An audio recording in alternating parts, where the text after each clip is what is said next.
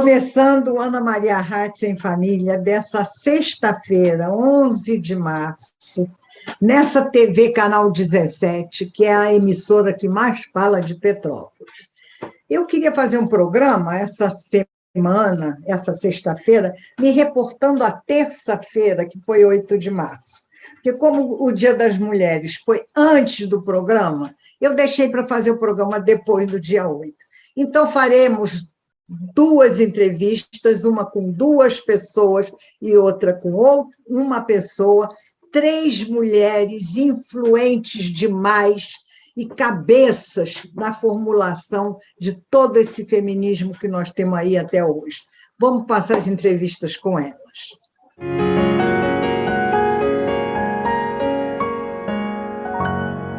Começando esse Ana Maria Hatz em Família, do dia 11 de março, em comemoração atrasada ao Dia Internacional da Mulher, que foi terça-feira, dia 8.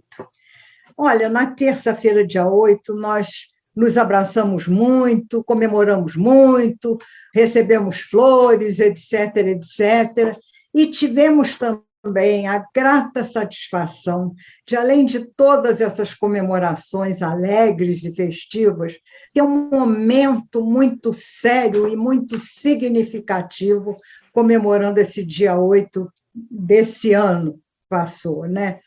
Que foi o lançamento do livro Feminismo no Brasil, Memórias de Quem Fez Acontecer, escrito pela Branca Moreira Alves e a Jaqueline Pitangui, a Branca, que é historiadora e advogada, e a Jaqueline, que é socióloga e foi presidente do Conselho Nacional dos Direitos da Mulher. Branca foi presidente do Conselho Estadual dos Direitos da Mulher. Então, essas duas personalidades, né, da nossa cultura feminista, elas escreveram esse livro que foi um marco de todas aquelas pessoas que estiveram desde o início lá dos anos, fim dos anos 60, começo dos anos 70, nessa luta insana para esse movimento que hoje já está, de certa forma, sedimentado, reconhecido, mas que naquela época recebeu assim, uma afronta muito grande pelo seu ineditismo e pelo avanço das suas ideias, que naquele tempo eram inteiramente inovadoras, né? Então, eu vou conversar com elas duas.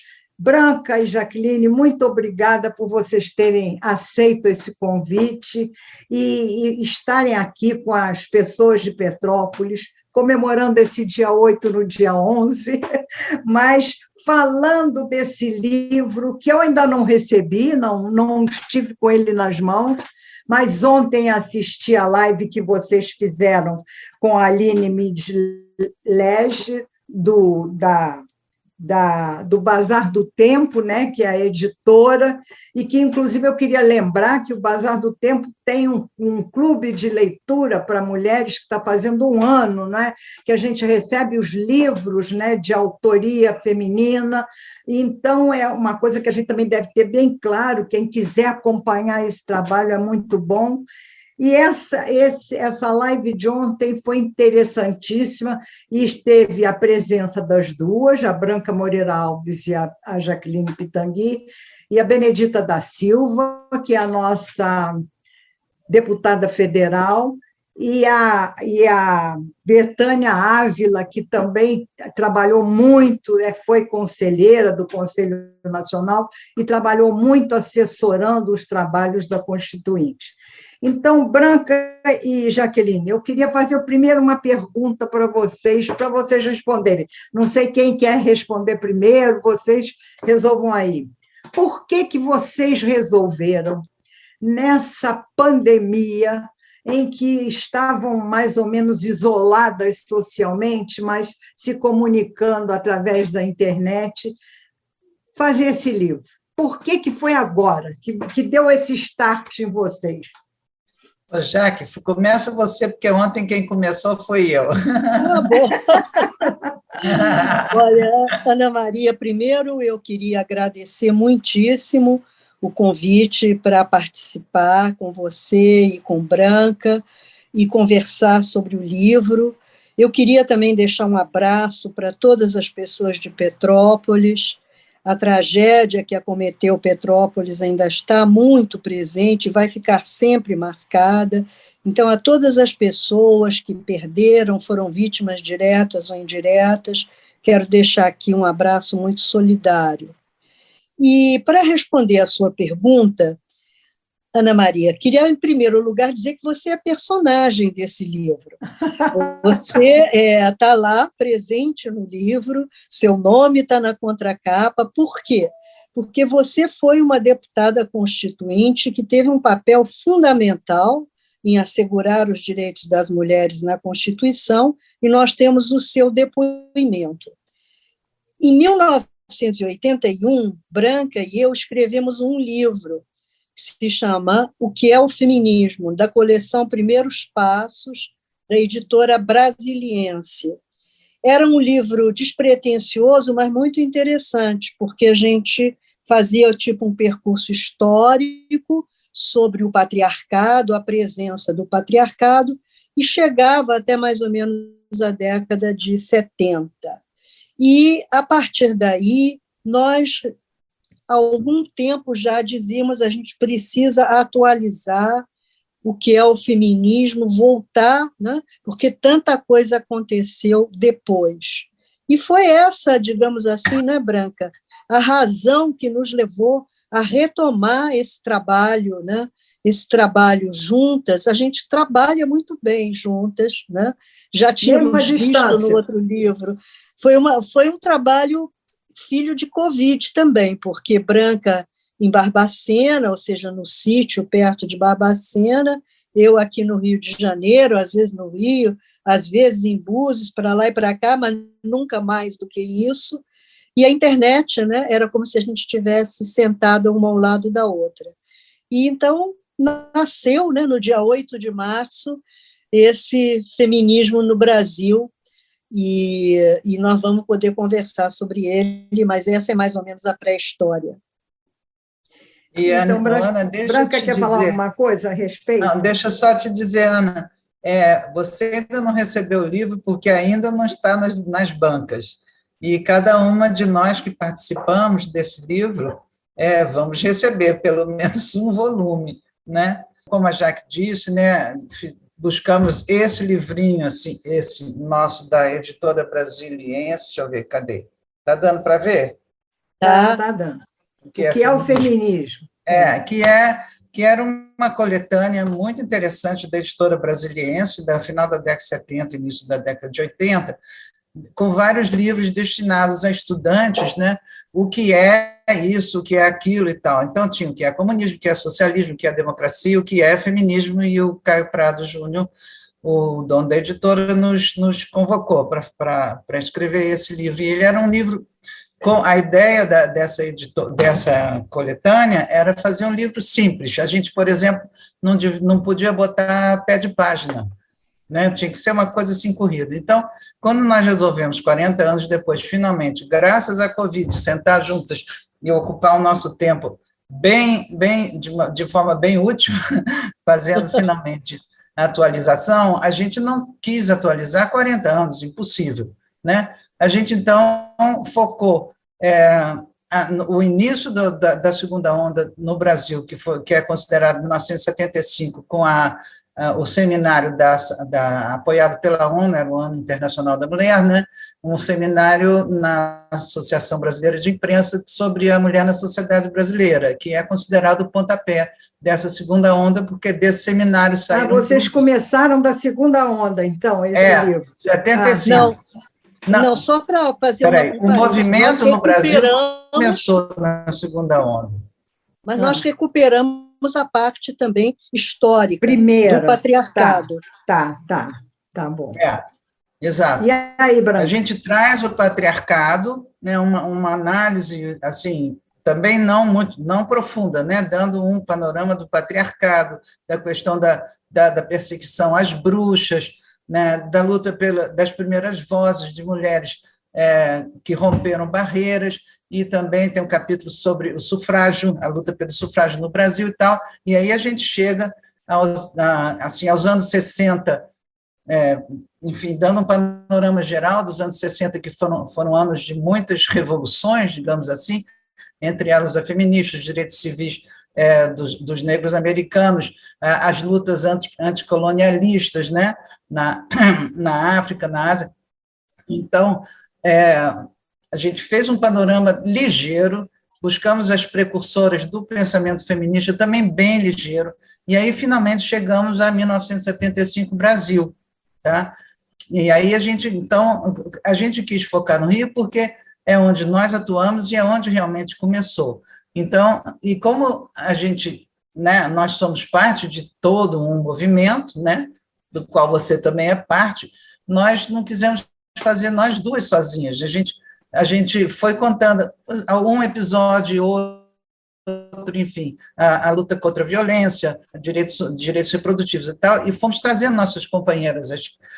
Então, o livro ao todo tem depoimento de mais de 40 mulheres. É claro que a gente não podia pegar todo mundo. Então, a ideia é essa, memórias de quem fez acontecer. Jaquinha, pega aí. Bom, Ana, eu acho que, mais ou menos, a gente deu para você um panorama. O bonito do livro mesmo que são memórias coletivas, né? Então, essa história está contada por todas essas vozes. E, como disse a Branca, não é, digamos assim, uma percepção apenas nossa dos acontecimentos. Os acontecimentos são reconstruídos a partir de vários olhares, né? Inclusive, a parte toda da Constituinte, você dá um depoimento muito importante, né? A Bené também dá um depoimento, e, como disse a Branca, seria maravilhoso se a gente pudesse ter pego todas as constituintes ou ter ido pelo Brasil afora, mas o escopo do livro foi o Rio de Janeiro, né? E assim, eu acho que, como naquele momento o Rio de Janeiro era nevrálgico na questão do feminismo, é um livro que está ancorado no Rio de Janeiro, mas que tem uma dimensão mais ampla de Brasil. Perfeito. E vocês, então, fizeram como? Vocês atualizaram os movimentos, e os depoimentos estão dentro dos movimentos? Como é que é a cronologia do livro, mais ou menos? Do ponto de vista do Brasil, se diz? Porque, do ponto de vista do anterior, eu dei uma ideia. Do ponto de vista da sequência do livro, dos acontecimentos. A sequência foi a sequência dos acontecimentos? Não. O livro começa com o que a gente chama o patriarcado. Como que o patriarcado isso eu já entendi. Se manifesta, e essa parte histórica. Mas a partir de 75? A partir de 75, nós fomos pegando acontecimentos marcantes, como, por exemplo, a Semana da ABI, e pegando depoimentos de mulheres que estavam lá. E o que isso significou para elas. Então, tem o evento em si e tem a vivência das mulheres daquele evento. E assim foi. No olhar de cada uma daquelas que estiveram lá presentes. É assim? E aí, então, deve ser... eu estou louca para ler, né? Quando é que eu vou receber? Você vai adorar. Você vai gostar, está gostoso de ler. Está muito bom de ler, porque é muito vivo, porque tem essas memórias. Então, por exemplo, na Semana da ABI, tem vários dizendo, foi aí que eu me fiz feminista, tem outros dizendo, daqui a gente tem que sair se organizando, e aí foi criado no Rio a primeira entidade feminista, que pode ser chamada de realmente feminista, que foi Centro da Mulher Brasileira, foi criado, estava a Rosemarie Muraro, enfim, e estávamos nós, né, e várias das que estavam lá na ABI. Então do Centro da Mulher Brasileira, daí vem os episódios, né, foi feito, lá no centro fizeram isso, fizeram aquilo, nós promovemos isso e aquilo e tal, depois surgiram outros grupos, e a gente aí comenta como é que surgiram, o que as pessoas dizem, né, Jaquinha? Pega daí. Isso! Não, é exatamente isso, quer dizer, acontecimentos são fatos. De fato, aconteceu a Semana da ABI. Claro. Agora, como que essa Semana da BI foi vivida e o que ela significou para diferentes mulheres que estavam lá, isso nosso livro traz. Eu acho que aí é a Cada uma riqueza com seu olhar específico, né? específico. E, além do mais, Ana, nós fomos caminhando. Então, depois nós entramos numa parte que seria, de uma certa forma, a institucionalização do feminismo. Então, nós vamos entrar também em toda essa questão dos conselhos. Então, o Conselho da Condição Feminina de São Paulo, o Conselho dos Direitos da Mulher de Minas Gerais, que são os primeiros, né? Depois o Conselho Nacional dos Direitos das Mulheres, o Conselho CEDIM do Rio de Janeiro, do qual você e Branca estão intimamente ligadas, né? Então, a gente vai falando sobre também esses espaços institucionais através do olhar das mulheres que estavam ali e depois chegamos e culminamos com a Constituinte. Sim. Exato. E todo o trabalho a Constituinte culmina o livro? Para na Constituinte? Ah, é? Ah, sim. Pelos 33 anos da Constituinte. Porque foi um momento histórico para o Brasil, para as mulheres brasileiras. Foi o momento ápice da nossa história, graças ao Conselho Nacional dos Direitos da Mulher e a vocês, as deputadas que que trabalharam suprapartidariamente. A Jaqueline pode dizer mais, porque, claro, ela era a presidente, né? Então, conta, Jaque. Não, mas é uma história que a Ana sabe, porque a Ana Maria viveu isso muito bem. Jaqueline, então, as nossas leitoras, as nossas ouvintes, que vão descobrir essa história, porque essa história é uma história fundamental da memória coletiva das mulheres brasileiras, porque nunca ninguém deu nada para a gente. Tudo que a gente tem foi conquistado. E essa história que a gente conta no livro, e que eu espero que as pessoas que estão nos ouvindo leiam, ela fala justamente de uma luta, né? Essa luta para alcançar a igualdade na Constituinte. E essa luta que tomou 3 anos, né, porque não, e que ficou conhecido também como lobby do batom, né, ela vai sendo recuperada, Ana, a partir de diferentes olhares, tanto de pessoas que estavam na equipe do CNDM, quanto de pessoas como Betânia, que estavam no Conselho Deliberativo, de pessoas como você e Bené, que estavam na bancada feminina. Então, vai se fazendo assim como uma teia, né? Em que diferentes forças convergem, sem mencionar a relevância da sociedade civil, do movimento feminista, dos sindicatos, das associações de empregadas domésticas. Então, acho que o livro traz isso, essa ideia de que foi uma luta que é preciso conhecer. E foi uma luta escrita por vários sujeitos, não é? Uma luta coletiva. Coletiva. Então, quer dizer, esse é que é importante que as pessoas tenham conhecimento e introjetem isso, né, Jaqueline? Porque eu acho o seguinte, foi realmente um momento decisivo na vida do feminismo nacional, mas que não parou ali, né? Depois da Constituição, nós tivemos alguns avanços e agora muitos retrocessos, né? Então, eu queria que vocês falassem também um pouquinho agora como é que vocês estão sentindo esse retrocesso que está nos atingindo e como é que nós vamos, de certa forma, eu acho que o livro é uma ferramenta importante para isso, mas nos organizar para esse momento futuro, que a gente não sabe como é que vai ser, entende? É meio futurista isso, é meio futurista, mas é dentro dos nossos anseios, das nossas aspirações e na vontade de luta que a gente tem sempre, né? Então, é não parar. Então, como é que nós vamos fazer? É isso que eu queria que vocês falassem. Olha, esse ano é ano de eleições, então é fundamental que as pessoas, enfim, se informem, né? Que consigam destrinchar esse ninho de informações falsas, o verdadeiro ninho de cobra, né?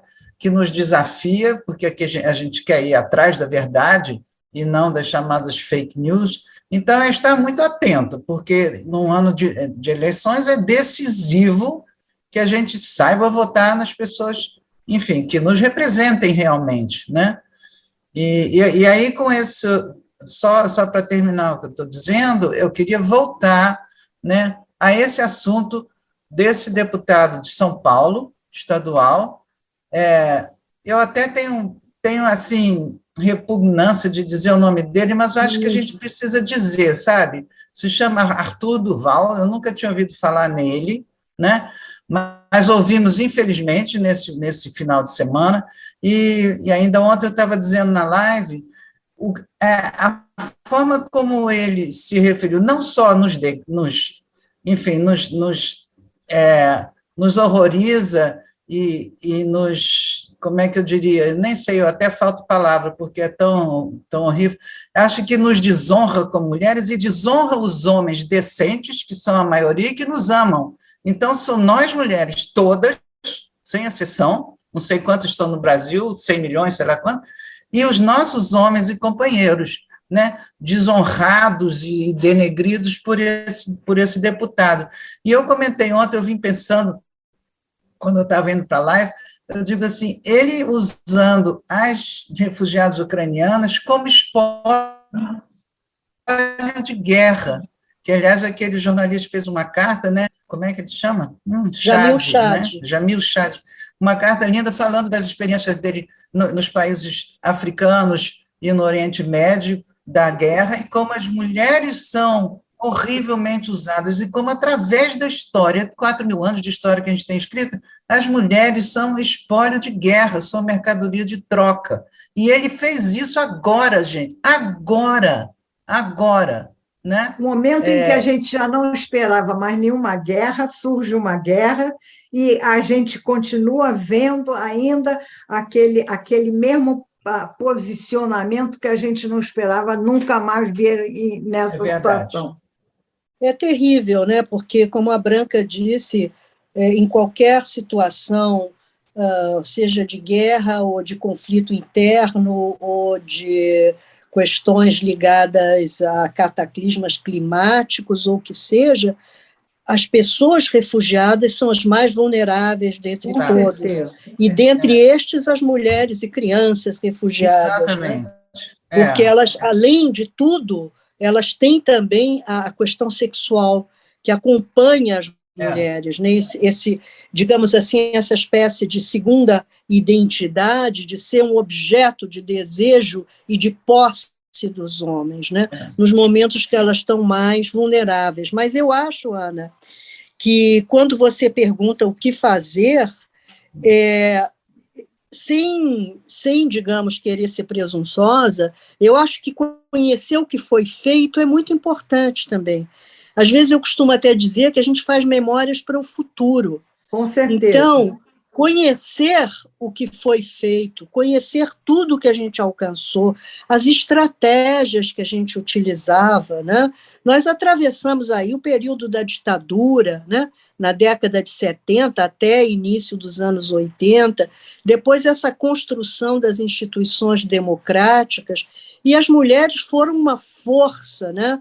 Uma força de resistência democrática e uma força no sentido de assegurar, né, políticas públicas, direitos. Então, nós temos muito a aprender com o passado. Agora, temos também hoje aí um feminismo vibrante, jovem, feministas negras, feministas LGBTQ, trans. Há uma diversidade, né, na expressão do feminismo que não havia na nossa época. E eu acho que o fundamental, Ana, é que a gente construa pontes dentro da nossa diversidade para que a gente enfrente o que eu chamo o inimigo comum, os lobos. Os lobos estão aí. E esses lobos é a extrema-direita. Exato. É a extrema-direita populista, nacionalista, que se alimenta de fake news, né, que devora a história verdadeira, Verdade. que classifica os adversários políticos de inimigos a serem destruídos e não de contendores políticos, que não admite a perda. É isso que a gente vai enfrentar em 2022. E que mistura religião, Deus, pátria, família, né? E demoniza quem não entra nessa ciranda, né? Que eles acham que eles têm a posse dessas palavras, civilização cristã, Deus, etc. e tal. Então, eu acho que é muito importante abrir os olhos, né? Ao receber uma fake news, ler, ver, é isso mesmo? Será que é? Não é? Checar, será que isso está nos grandes meios de comunicação? E procurar votar com consciência, né? Do que nós queremos. Nós precisamos mudar. Nós precisamos mudar porque esses últimos 4 anos têm sido de perdas, não só para as mulheres, mas, sobretudo, para as mulheres. Com certeza. E eu queria também fazer uma outra pergunta para vocês em relação a esse ano de eleição, que a gente espera que tenha uma mudança substancial, né, na maneira de encarar a política e de exercer a atuação política com outra altivez, outra dignidade que a gente não está vendo mais acontecer. Mas em relação a esses movimentos, essas expressões do feminismo que você também citou, que estão acontecendo de diversas formas, e principalmente nas mulheres jovens, né? É uma coisa, quem tem netas como eu, assim, jovens, vocês também têm esse conhecimento, a gente vê as meninas assumindo uma postura revolucionária e, ao mesmo tempo, mais tranquila do que aquela que nós nunca tivemos, porque nós abrimos os caminhos, né? E elas já encontraram mais ou menos a coisa, vamos dizer assim, pautada, né? E elas agora fazem do jeito delas, né? E isso eu acho que é uma coisa espetacular, me encanta essa forma inovadora como eu estou vendo as coisas serem reeditadas, né? Pela postura delas. Então, eu queria fazer uma provocação para vocês, que pode ser uma provocação até inusitada, mas vocês deveriam ou pretendem, daqui a pouco, fazer um segundo volume, por exemplo, assim, depoimentos de quem continua a fazer acontecer, uma coisa assim, porque, sabe, isso é... Eu acho que é um movimento dinâmico, revolucionário, não é? Que não vai parar nunca, até nós conseguirmos, não sei se conseguiremos um dia, né? Exatamente essa igualdade paritária que a gente pretende, né? Que é uma coisa muito difícil dos homens assimilarem, e muitas mulheres também, né? Que tem uma postura masculina em relação ao feminismo. Né? Então, eu queria que vocês falassem um pouquinho disso aí. Você quer que a gente continue? Ela quer que a gente faça um segundo volume, Jaqueline? Socorro. Eu quero. Não, olha, a minha proposta, pelo menos no meu ponto de vista, eu sei que da Jaque também, a gente está querendo tirar umas férias. Ela está indo amanhã para o Chile, vamos ver o que a gente faz. Agora, mas eu acho... mês de férias está bom. Não, aqui, mas Jaqueline e eu, quando a gente começou e resolveu centrar mais no Rio, a gente viu o que era possível a gente fazer, né? Então, e a nossa ideia era que em outros, como, por exemplo, a Betânia, lá em Recife, no SOS Corpo, as paulistas, as mineiras e tal, que cada uma contasse, que o nosso livro fosse, assim, digamos assim, uma ideia, um modelo para o pessoal fazer o delas, porque não dá. Jaqueline e eu... Agora a gente vai passear, não vai, Jaqueline? Olha, eu acho que a Branca colocou muito bem, Ana, esse papel que a gente quer que o livro tenha, né? Que ele instigue as pessoas que estão em outros estados, porque nós não abarcamos, né? Os outros estados, ou as pessoas que estão aí na luta com a sua juventude, para que elas usem esse tipo Exato. de metodologia, digamos assim, metodologia de escrita, né, de recuperar memórias, e escrevam, né, que esse seja um de muitos livros coletivos e com outras autoras. Realmente, no momento, eu acho que a gente deu um duro, né, Branca? Foi, 2 anos. Deus que me livre. São Não, mais de 300 páginas. Vamos dizer, a Ana Maria podia fazer o dela, né? E aí, Petrópolis, fazer a Constituinte, pegar e a todo mundo. Constituinte. Chuta e a gente nem tem. Da Constituinte, vocês já falaram bastante, né? Eu estou falando agora para frente, né? Tá. Então, vamos pegar uma dessas meninas jovens aí, dos novos coletivos, né? O feminismo negro, a feminismo das mulheres negras, mulheres trans, e vamos ver o que elas têm para recuperar. Aí. Exatamente, tem tanto para falar. Muito para falar, né? E a gente para aprender com elas.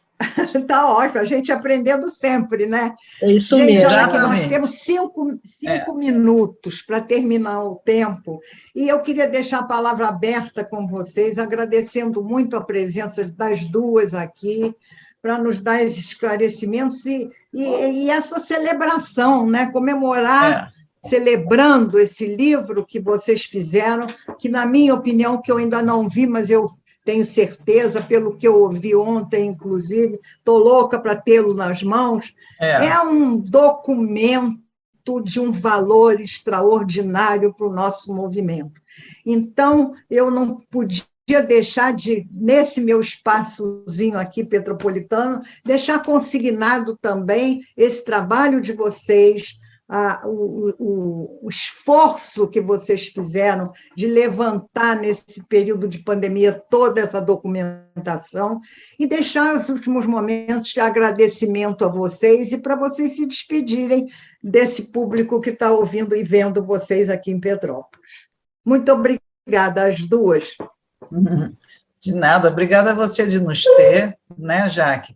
E é um prazer estar com você, Ana. Eu quero te dar os parabéns também por toda essa sua história petropolitana e nacional, né, e estadual.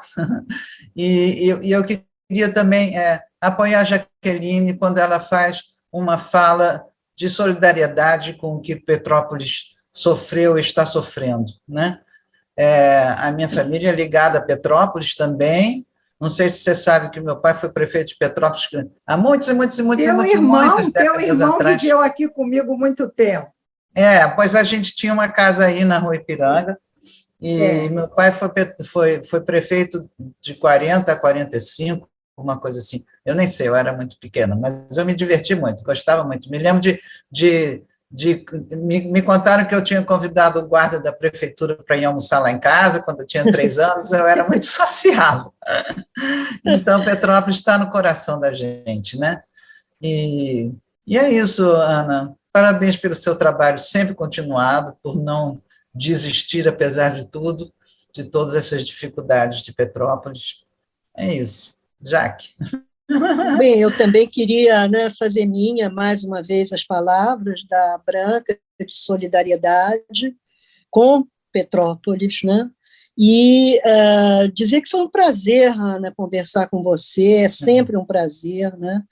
E você tem muito a contar também, conta no livro muita coisa, e tem muito a contar.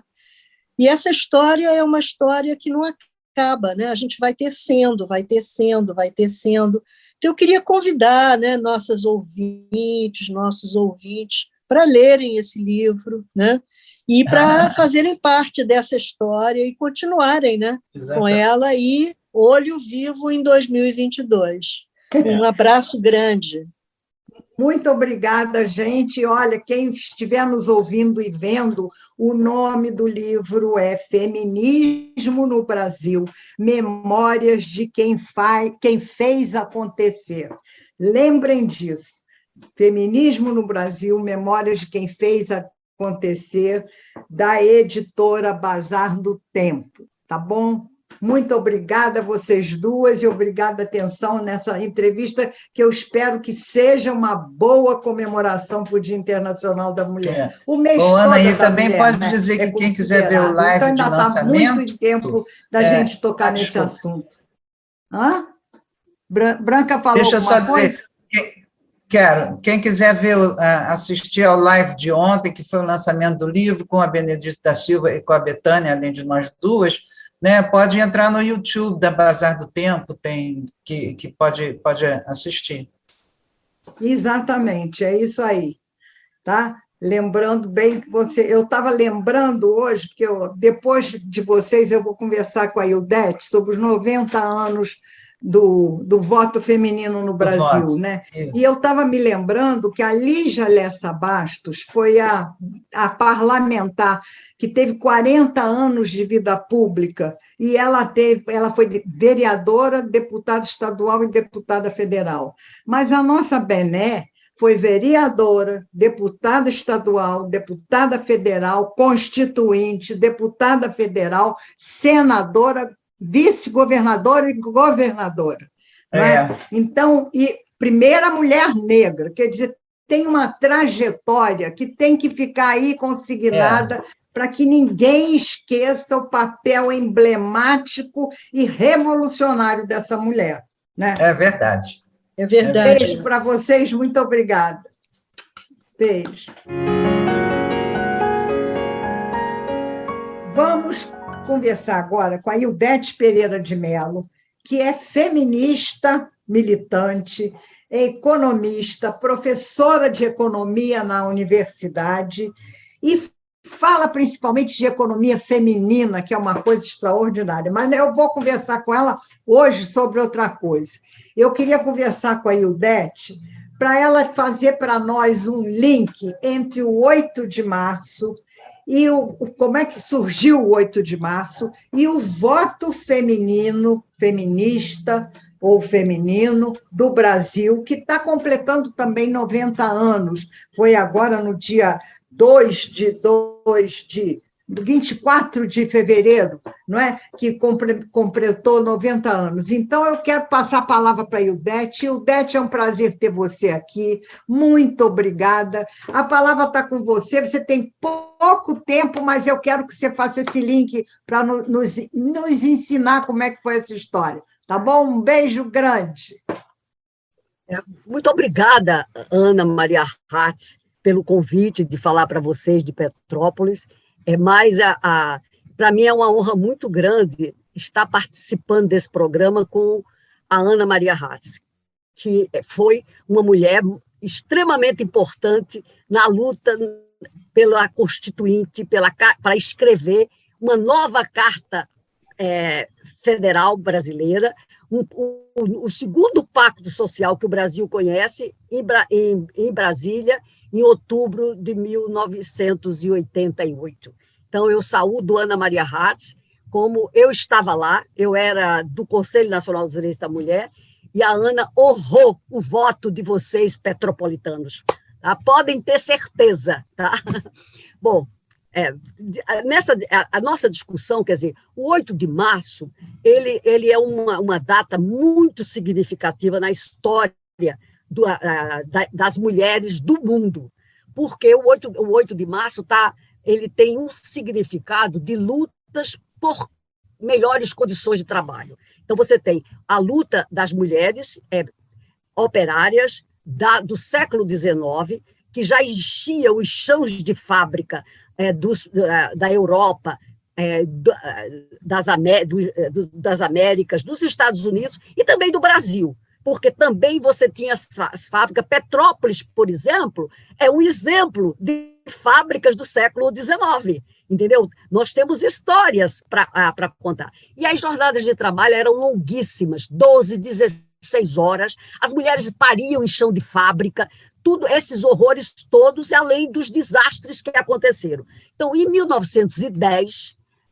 numa reunião de mulheres socialistas em Copenhague, as mulheres alemãs, russas, francesas, inglesas organizaram esse congresso e elas escolheram o 8 de março porque o 8 de março também estava preso, ele tinha um significado, porque um ano antes, nos Estados Unidos, tinha havido uma grande greve das mulheres costureiras do setor de vestuário, e o local, a fábrica, pegou fogo. Não é aquele incêndio de 1857, não, é um outro incêndio em 1908.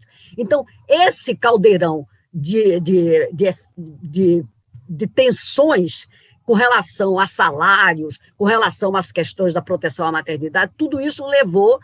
Você tinha um movimento para mudar as condições de trabalho dos operários, que levou as mulheres socialistas europeias e americanas a consagrar aquela data no qual tinha havido o incêndio, tinha havido a revolta das mulheres em Nova York, para decretar que aquele dia era um Dia Internacional da Mulher.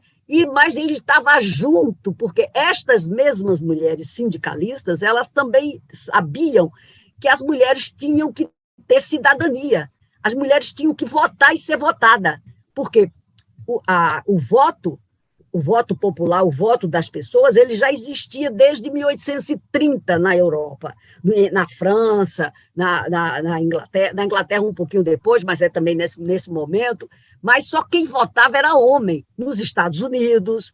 Então, no Brasil também. Você pensa que no Império não tinha eleições? Tinha, sim. Só que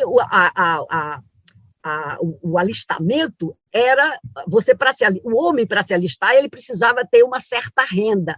Era uma renda baixinha, porque a gente tinha uma massa de mais de 1 milhão, 1.300.000 de homens eleitores, mas as mulheres não votavam. Então, mas já tinha um Estado mercantil, uma sociedade capitalista que se forjava, e as mulheres não votavam.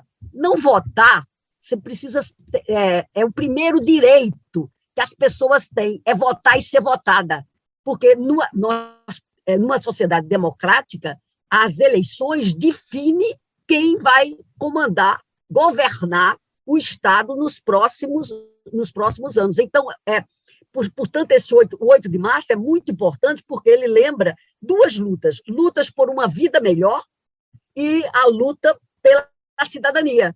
As feministas do começo do século XX, elas sabiam disso, as operárias e as mulheres das classes médias e mais que intelectuais conjugavam as duas coisas. Então, o 8 de março é o símbolo da luta por melhores condições de trabalho, por salário igual para trabalho igual, por uma jornada de trabalho, mas também pelo direito de votar e ser votada. No Brasil, as coisas chegam mais devagar. Então, as lutas operárias também aqui foram acesas.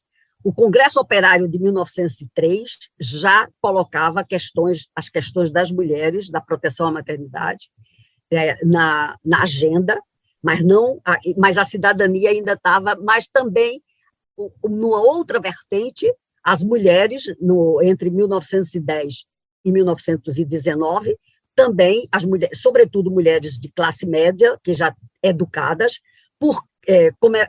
iniciaram uma luta, uma jornada pelo direito de votar e ser votada. Porque quando houve a proclamação da República, as mulheres acreditaram, um grupo de mulheres do Brasil, não só foi no Rio de Janeiro, no Rio de Janeiro foi muito efervescente, acreditou que podia votar, porque no Império, o Império tinha as eleições restritas. Quer dizer, você aboliu a escravidão, quer dizer, a lei que aboliu a escravidão é de 88, e o Império não se sustentou, porque o Império brasileiro estava cravado na escravidão. Entendeu?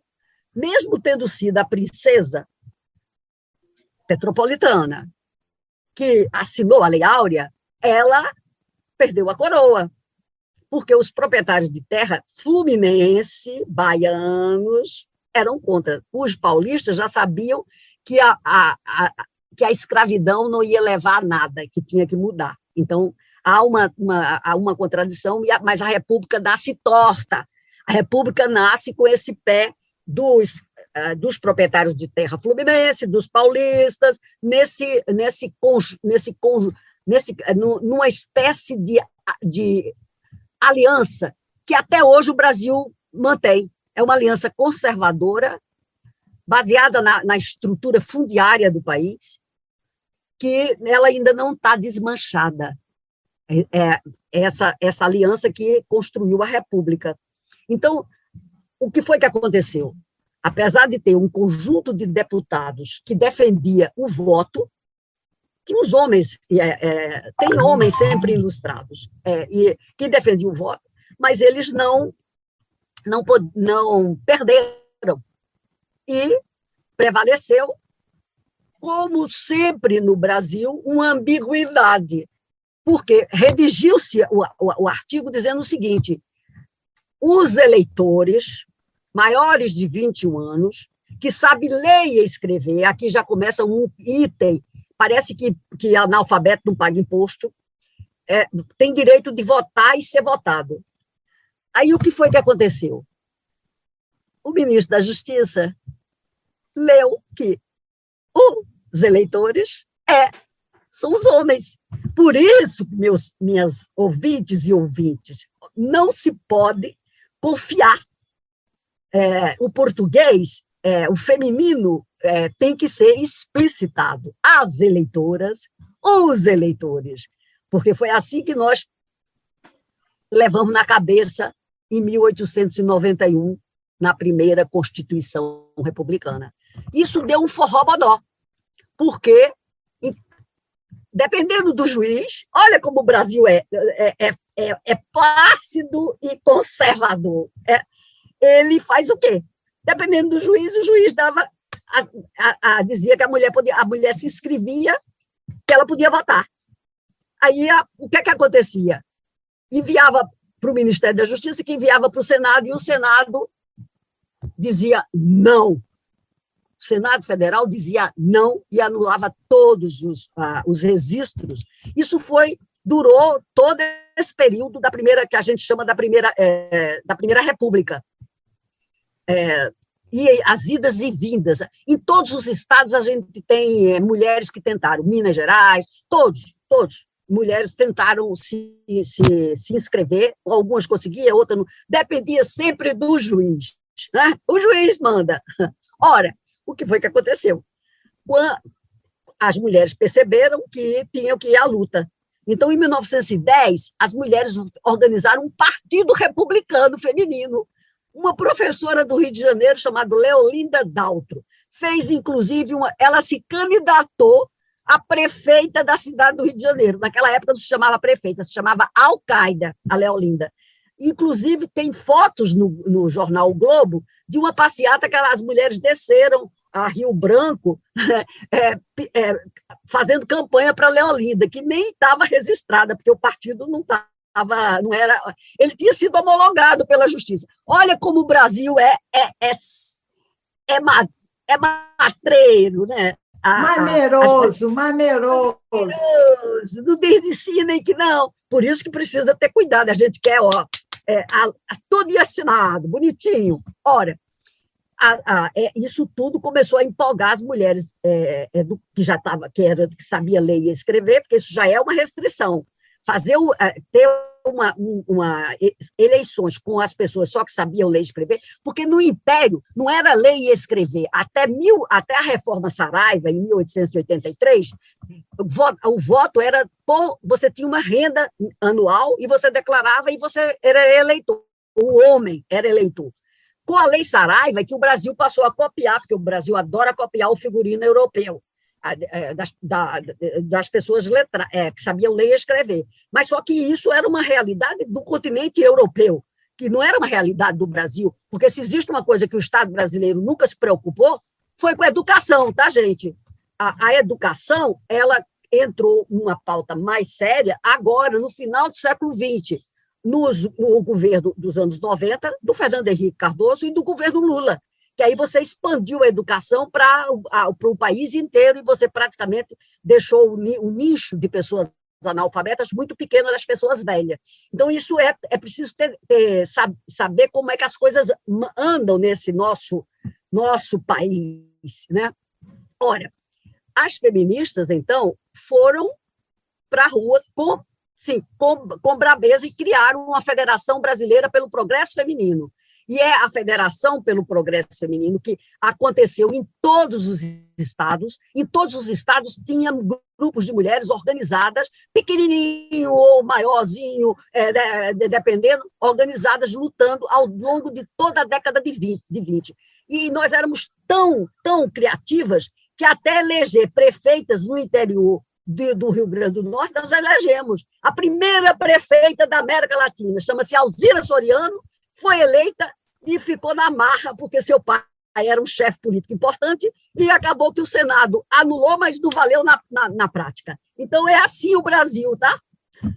Aqui, Ildete, nós estamos terminando o teu tempo, eu queria deixar o restinho para você se organizar no sentido de fechar esse teu raciocínio desses 90 anos do voto no Brasil, te agradecendo, um beijo grande pela tua participação.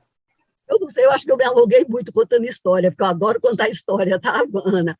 Então, isso tudo que você está vendo é para dizer que não existe nenhuma luta, não existe nenhuma lei neste Brasil que não tenha sido uma lei para as mulheres, que não tenha sido produto da luta das mulheres. Nada caiu de graça. Só chuva cai do céu, tá? Quando cai no Nordeste e em Petrópolis abunda, como vocês viram há 20 dias atrás, há mais um pouquinho, né? Então, isso tudo é para a gente fechar e dizer, vamos à luta. 2022 é ano de eleição. E pense que eleição é uma coisa séria, que você está elegendo um governo. E as mulheres têm que ter muita clareza de onde é que elas vão, quem é que elas vão escolher. De preferência, escolhe uma mulher para os cargos congregacionais. Beijo, querida, muito obrigada, muito obrigada.